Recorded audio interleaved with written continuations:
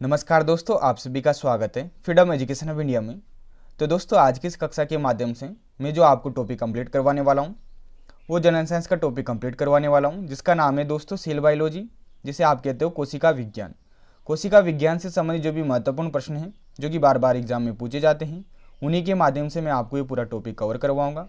तो आप सभी काफ़ी अच्छी कक्षा ये होने वाली है, तो सभी विद्यार्थी ध्यान से इस कक्षा को देख लीजिएगा, आपका ये पूरा टॉपिक कवर हो जाएगा। तो आइए प्रारंभ करते हैं आज की इस कक्षा को।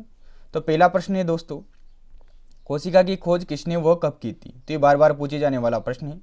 तो आपको ज्ञात भी होगा कि कोशिका की खोज सर्वप्रथम रॉबर्ट हुक ने की थी सन 1665 ईस्वी में। इन्होंने जिस कोशिका की खोज की थी वो एक मर्द कोशिका थी, जिसकी खोज इन्होंने कॉर्क में की थी।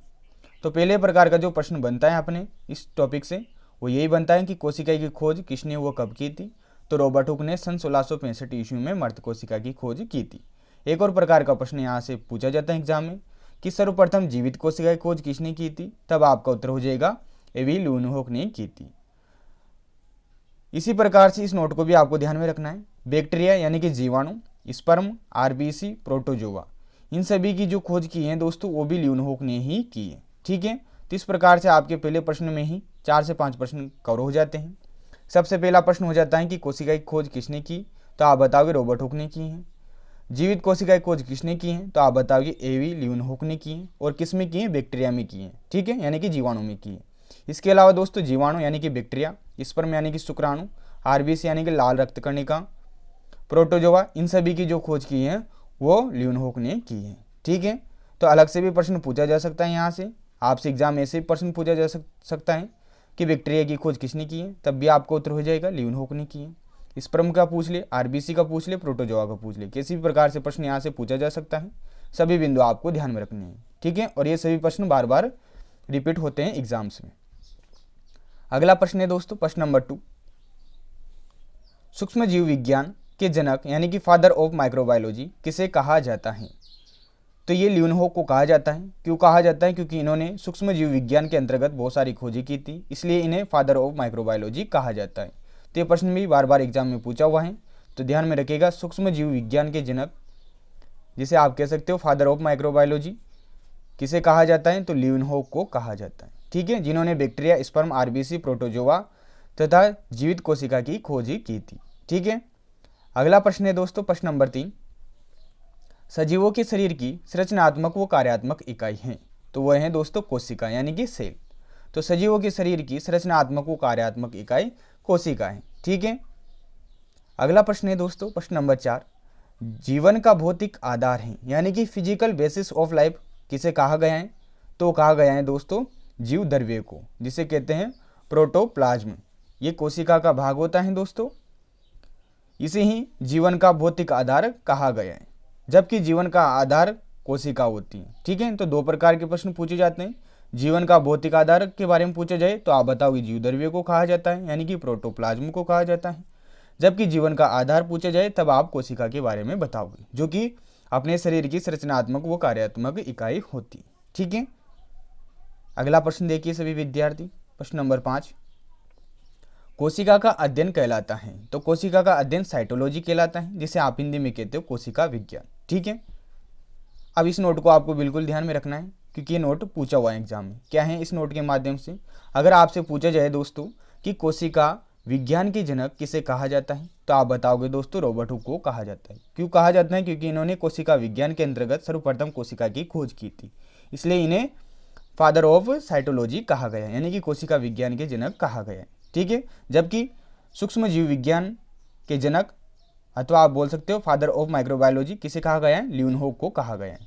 ठीक है, तो दोनों प्रकार के प्रश्न हैं, जो पूछा जाए उसी का आपको उत्तर करना है। तो कोशिका का अध्ययन साइटोलॉजी कहलाता है और जिसके जनक हैं रॉबर्ट हुक।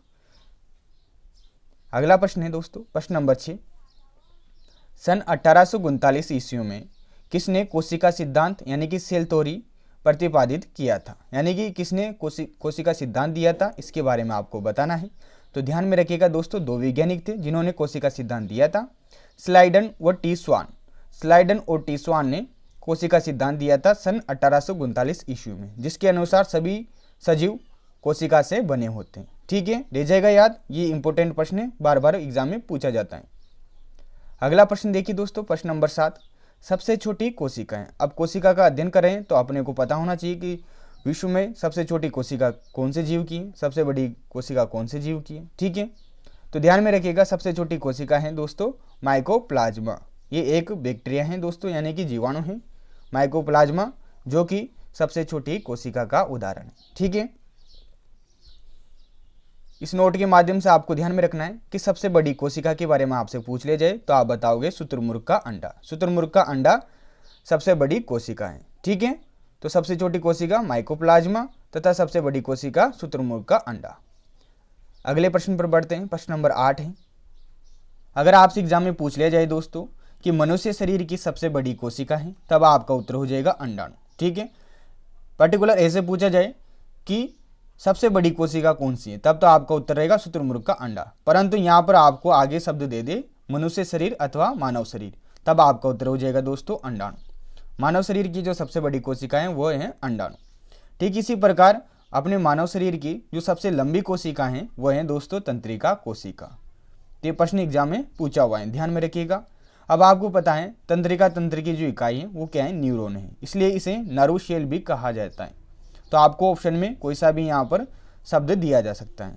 तो ध्यान में रखिएगा दोस्तों, मनुष्य शरीर की सबसे लंबी कोशिका है तंत्रिका कोशिका अथवा न्यूरॉन, जिसे नर्व शेल भी कहा जाता है। ठीक है, तथा सबसे बड़ी कोशिका है मनुष्य शरीर की अंडाणु।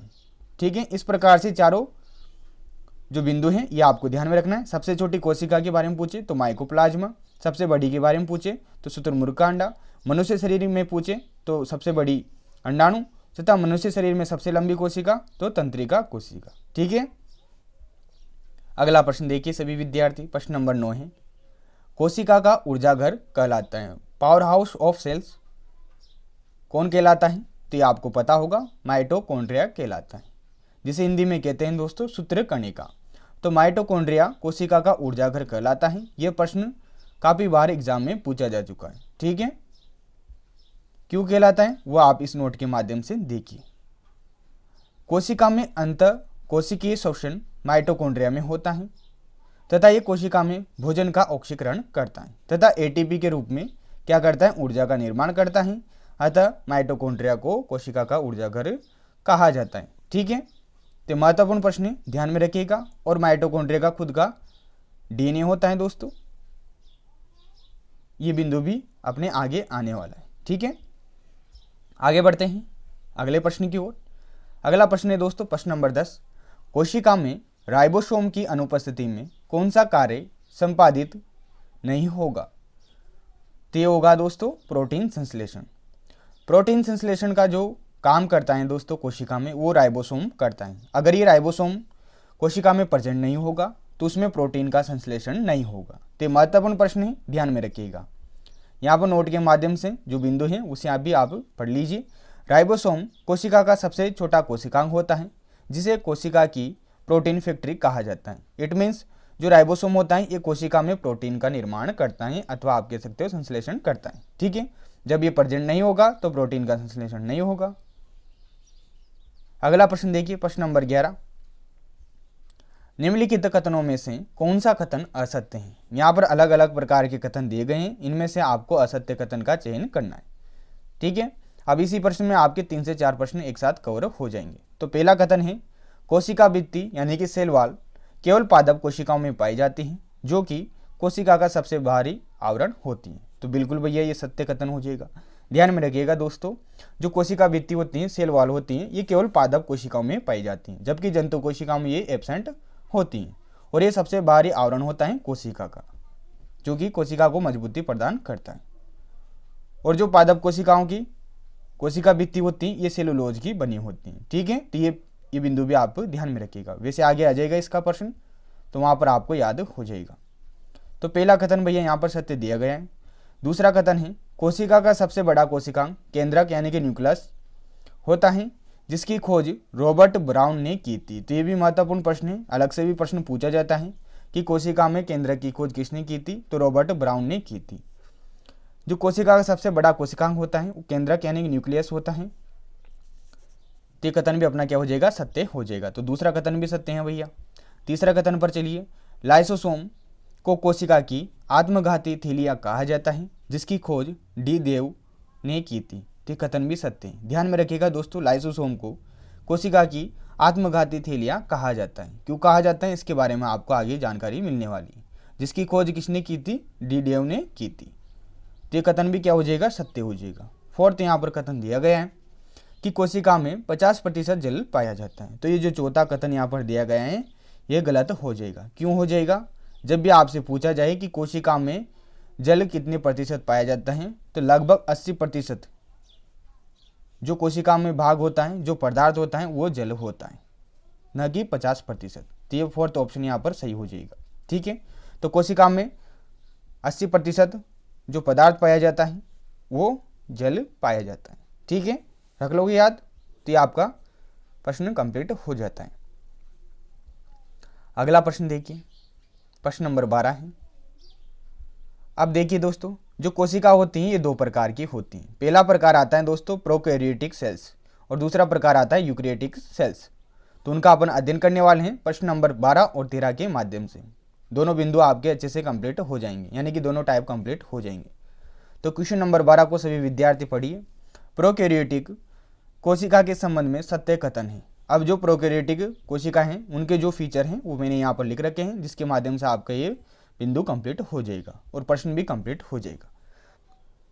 पहला कथन है, यह आदिम अथवा प्राचीन, या एक और शब्द का आप प्रयोग कर सकते हो आद्य, जिसका मतलब भी प्राचीन ही होता है।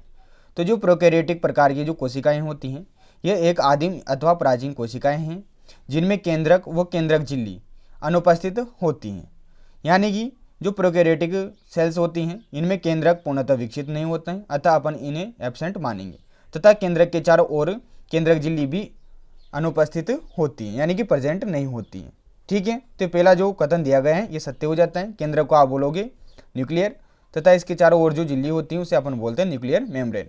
ठीक है, तो पहला जो कथन है ये सत्य हो जाता है प्रोकैरियोटिक सेल्स के लिए कि ये प्राचीन कोशिका हैं जिनमें केंद्रक पूर्णतः विकसित नहीं होता है, अथवा आप कह सकते हो एब्सेंट होता है, तथा केंद्रक के चारों ओर केंद्रक झिल्ली भी नहीं होती है। दूसरा कथन है दोस्तों, डीएनए स्टोन प्रोटीन रहित होता है। आपको पता है जो डीएनए बना होता है इसमें स्टोन प्रोटीन प्रेजेंट होती है, परंतु यहाँ पर प्रोकैरियोटिक सेल्स में जो डीएनए होता है उसमें स्टोन प्रोटीन नहीं होती है, तथा एकल सूत्र के रूप में ये प्रेजेंट होता है। तीसरा कथन है दोस्तों, इसमें माइटोकॉन्ड्रिया, तारककाय, गुणसूत्र यानी क्रोमोसोम, जीवद्रव्य आदि का अभाव होता है। तो ये भी सत्य हो जाएगा भैया। माइटोकॉन्ड्रिया, तारककाय, गुणसूत्र, जीवद्रव्य ये सभी यहाँ पर प्रेजेंट नहीं होते हैं, यानी कि प्रोकैरियोटिक सेल्स में नहीं मिलते। फोर्थ कथन है दोस्तों, जीवाणु नीलहरित शैवाल की कोशिकाएं प्रोकैरियोटिक होती हैं। तो प्रोकैरियोटिक सेल्स का जो उदाहरण है वह है दोस्तों जीवाणु तथा नीलहरित शैवाल। तो ये उदाहरण महत्वपूर्ण है, यहाँ से एग्जाम में जनरली बार बार प्रश्न पूछा हुआ है।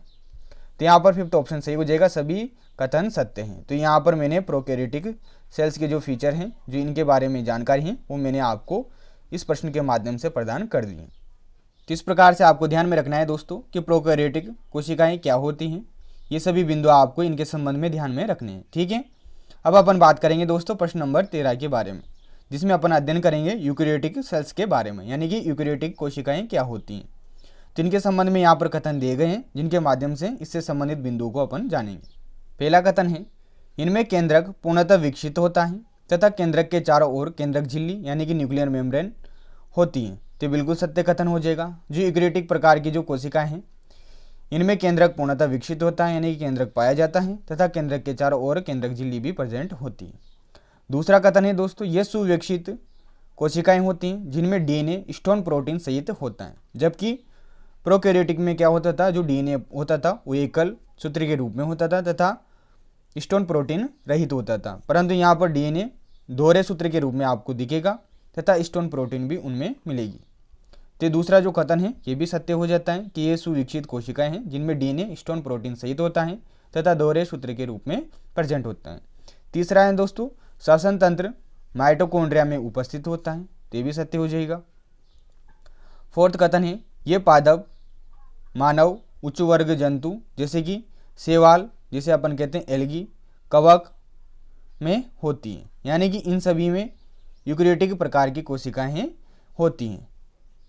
तो यहाँ पर फिफ्थ ऑप्शन सही हो जाएगा, सभी कथन क्या हैं, सत्य हैं। तो ये सभी बिंदु हो जाते हैं किसके बारे में, यूकेरियोटिक कोशिकाओं के बारे में।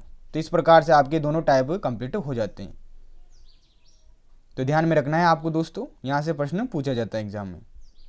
अगला प्रश्न है दोस्तों प्रश्न नंबर 14, माइकोप्लाज्मा है। तो अभी बताया मैंने आपको पिछले प्रश्न में, ये एक बैक्टीरिया है यानी कि जीवाणु है, जो कि सबसे छोटी कोशिका का उदाहरण है। ठीक है। अगला प्रश्न है प्रश्न नंबर 15, माइटोकॉन्ड्रिया में ऊर्जा का निर्माण किस रूप में होता है। तो अभी बताया था मैंने आपको इसके संबंध में कि जो माइटोकॉन्ड्रिया में, जिसे कोशिका का ऊर्जा घर कहा जाता है, इसमें जो ऊर्जा का निर्माण होता है वो एटीपी के फॉर्म में होता है। एटीपी की फुल फॉर्म भी एग्जाम में पूछी जाती है, जिसकी फुल फॉर्म होती है दोस्तों एडिनोसाइन ट्राइफॉस्फेट। तो ये फुल फॉर्म भी आपको ध्यान में रखनी है। ठीक है। माइटोकॉन्ड्रिया की खोज जो की है दोस्तों वो कोलिकर नामक वैज्ञानिक ने की है। तो ये वैज्ञानिक का नाम भी आपको ध्यान में रखना है कि माइटोकॉन्ड्रिया की खोज कोलिकर ने की थी। ठीक है। यानी कि सर्वप्रथम जिसने देखा था कोशिका में माइटोकॉन्ड्रिया को, वो कोलिकर ने देखा था। ठीक है। तो 15वें नंबर का प्रश्न भी आपके कंप्लीट हो जाता है, जो कि काफ़ी महत्वपूर्ण प्रश्न था। प्रश्न नंबर 16 है दोस्तों, पत्तियों को हरा रंग प्रदान करता है। अब देखिए दोस्तों, जो पादप कोशिकाएं होती हैं इनमें 3 प्रकार के लवक प्रेजेंट होते हैं, जिनके बारे में आपको प्रश्न नंबर 16 के माध्यम से पूरी जानकारी देने वाला हूँ। ठीक है। तो अच्छे से समझ लीजिएगा।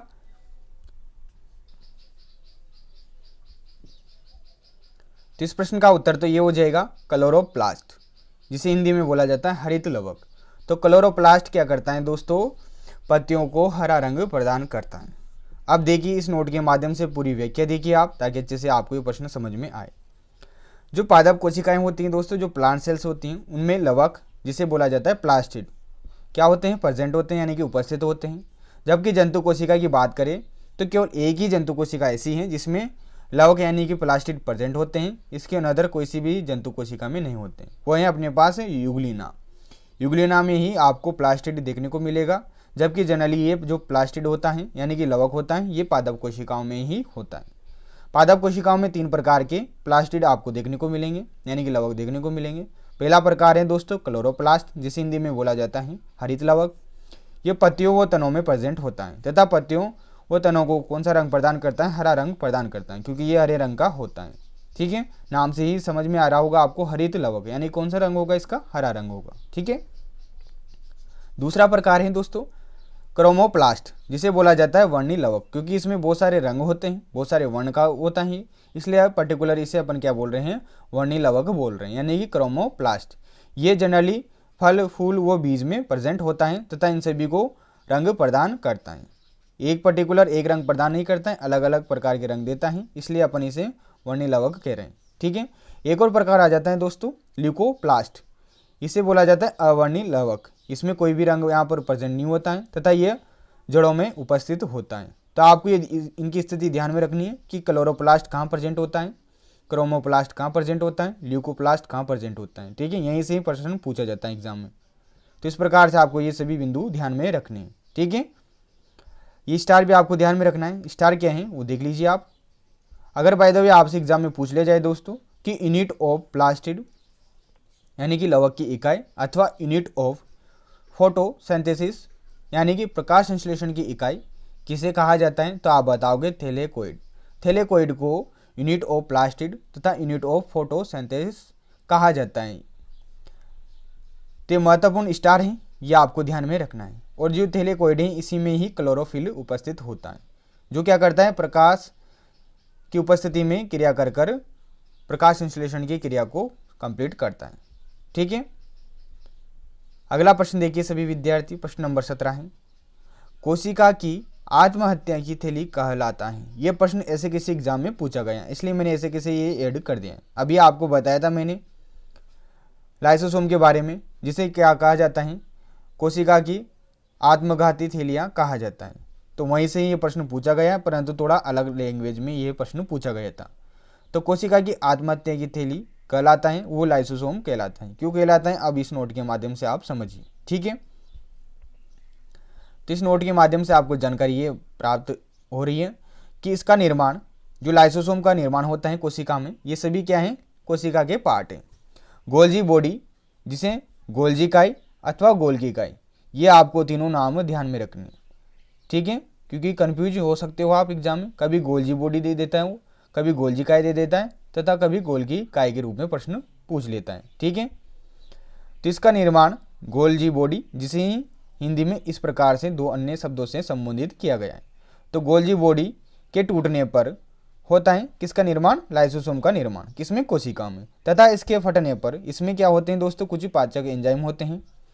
जब ये फटता है अथवा टूटता है तो पाचक एंजाइम कोशिका को पचित, नष्ट अथवा खत्म कर देते हैं। इसलिए इसे कोशिका की आत्मघाती थैली, आत्महत्या थैली, कोशिका का एटम बम, कोशिका की सफाई कर्मचारी अथवा कोशिका का डिस्पोजल बैग कहते हैं। ये सभी उपनाम हैं दोस्तों किसके? लाइसोसोम के।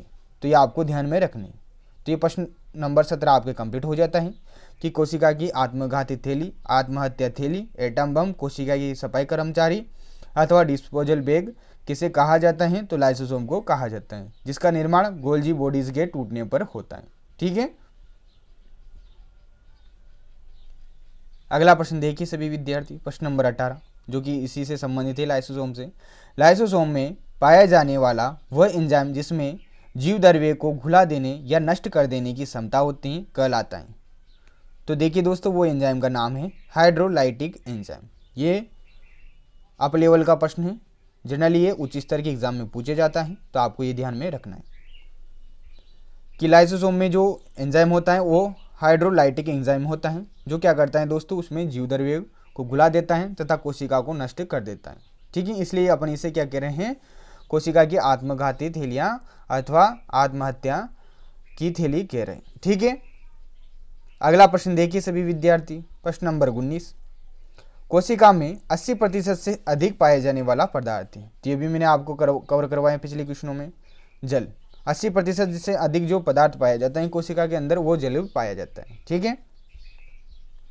अगला प्रश्न देखिए, प्रश्न नंबर 20, यह मूल अवधारणा किसने प्रस्तुत की थी कि सभी जीव कोशिकाओं के बने हुए हैं? तो अभी मैंने आपको बताया कि जिसने कोशिका सिद्धांत दिया है उन्होंने ही ऐसा कहा था। तो ये स्लाइडन और टीस्वान ने कहा था, किसके माध्यम से? कोशिका सिद्धांत के माध्यम से, कि सभी जीव कोशिकाओं के बने होते हैं। अगला प्रश्न है दोस्तों, प्रश्न नंबर 21, किसकी उपस्थिति के कारण किसी पादप कोशिका और पशु कोशिका, अब पशु की जगह एक और शब्द का प्रयोग आप कर सकते हो, जंतु, ठीक है, पशु अथवा जंतु कोशिकाओं में अंतर पाया जाता है। तो किसके माध्यम से आप पादप कोशिका और जंतु कोशिका में अंतर कर सकते हो? तो सीधा सीधा आपका उत्तर हो जाएगा कोशिका भित्ति। अभी मैंने आपको बताया जो सेल वॉल होती हैं यानी कि कोशिका भित्ति होती है, केवल पादप कोशिकाओं में ही प्रेजेंट होती है, न कि जंतु कोशिकाओं में। और ये भी बताया था कि जो कोशिका भित्ति होती हैं ये पादप कोशिकाओं में किसकी बनी होती हैं? सेलुलोज की बनी होती है। तो ये सभी बिंदु आपको ध्यान में रखने, ठीक है। और इसके माध्यम से आप आसानी से अंतर कर सकते हो कि भैया ये पादप कोशिकाएं हैं अथवा जंतु कोशिकाएं, ठीक है। अगला प्रश्न है प्रश्न नंबर 22, निम्नलिखित में से कौन सा कोशिकांग डीएनए रखता है? तो इसके संबंध में मैंने आपको जानकारी दी थी कि जो माइटोकॉन्ड्रिया है दोस्तों ये खुद का डीएनए रखता है। और ये जो भी ऑप्शन में दिए गए हैं दोस्तों ये सभी माइटोकॉन्ड्रिया, गोल्गी इकाई, लाइसोसोम, राइबोसोम, ये सभी क्या हैं? कोशिका के पार्ट हैं, ठीक है। इस नोट को भी ध्यान में रखिएगा। न्यूक्लियस यानी कि केंद्रक के बाहर, केंद्रक में भी क्या होता है? डीएनए प्रेजेंट होता है। केंद्रक के बाहर डीएनए माइटोकॉन्ड्रिया में मिलता है, ठीक है। अगला प्रश्न देखिए, प्रश्न नंबर 23, कौन सा कोशिकांग प्रोटीन संश्लेषण में प्रमुख भूमिका निभाता है? तो ये तो आपको आ जाएगा। तो जो प्रश्न पूछा गया था एग्जाम में उसमें आपको इस प्रकार से ऑप्शन दिया गया था। तो जो सही ऑप्शन हो जाएगा वो हो जाएगा एंडोप्लाज्मिक रेटिकुलम एवं राइबोसोम। राइबोसोम जनरली क्या करता है? कोशिका के अंदर प्रोटीन संश्लेषण का काम करता है, ठीक है। उसके साथ ये भी ऑप्शन में दिया गया था। तो ये सही हो जाएगा एंडोप्लाज्मिक रेटिकुलम एवं राइबोसोम, ठीक है। अगला प्रश्न है दोस्तों प्रश्न नंबर 24, सेंट्रोसोम जिसे बोला जाता है हिंदी में केंद्रक काय अथवा तारक काय, ठीक है। तो आपको ये इंग्लिश नाम भी आपको ध्यान में रखना है। सेंट्रोसोम यानी कि केंद्रक काय, तारक काय उपस्थित होता है। ते ओनली एनिमल सेल्स में यानी कि जंतु कोशिकाओं में प्रेजेंट होता है। जो तारक काय अथवा केंद्रक काय मिलता है जनरली जंतु कोशिकाओं में मिलता है, जबकि ये होता तो प्लांट सेल में भी है, यानी कि पादप कोशिकाओं में भी होता है, परंतु वहाँ पर ये फंक्शनल नहीं होता है। ठीक है, इसलिए अपन वहाँ पर एब्सेंट ही बताएंगे। तो जो केंद्रकाय अथवा तारकाय होता है ये एनिमल सेल्स में होता है, ये कोशिका विभाजन में मदद करता है। ठीक है, अंतिम प्रश्न है दोस्तों आपकी इस कक्षा का, प्रश्न नंबर 25, कोशिका का कौन सा कोशिकांग अर्धपारगम्य होता है। ये एग्जाम में प्रश्न बार बार पूछा हुआ है कि कोशिका का कौन सा कोशिकांग पारगम्य होता है और कौन सा अर्धपारगम्य होता है। तो ध्यान में रखिएगा, जो कोशिका झिल्ली होती है दोस्तों ये अर्धपारगम्य होती हैं, जबकि कोशिका भित्ति जो कि पादप कोशिकाओं में प्रेजेंट होती हैं ये पारगम्य होती हैं। तो दोनों बिंदु आपको ध्यान में रखने हैं। पूछा जाए कि कोशिका का कौन सा कोशिकांग अर्धपारगम्य होता है तो आप बताओगे कोशिका झिल्ली, तथा कौन सा कोशिकांग पारगम्य होता है तब आप बताओगे कोशिका भित्ति, जो कि ओनली प्लांट सेल्स में यानी कि पादप कोशिकाओं में ही प्रेजेंट होती है। ठीक है, तो इस प्रकार से आपकी कक्षा आज की कंप्लीट हो जाती है। इनसे बाहर आपका प्रश्न एग्जाम में नहीं जाएगा। ठीक है, और इनके माध्यम से आपके जो टॉपिक है दोस्तों कोशिका वाला ये कंप्लीट हो जाता है। सभी प्रश्न व्याख्या सहित बताए हैं, सभी बिंदु आपके कंप्लीट करवाते हैं। आप सभी इस टॉपिक की पीडीएफ डाउनलोड कर लीजिएगा, ताकि जब भी आप दोबारा से इसका रिवीजन करना चाहो तो पीडीएफ के माध्यम से कर लो। ठीक है, तो निश्चित रूप से दोस्तों आज की ये कक्षा आपको अच्छी लगी होगी। तो कक्षा अच्छी लगी हो तो प्लीज़ वीडियो को लाइक कर दीजिएगा और इस कक्षा को अपने दोस्तों के साथ जरूर शेयर कीजिएगा। मिलते हैं अगली कक्षा में, तब तक के लिए धन्यवाद। जय हिंद, जय भारत।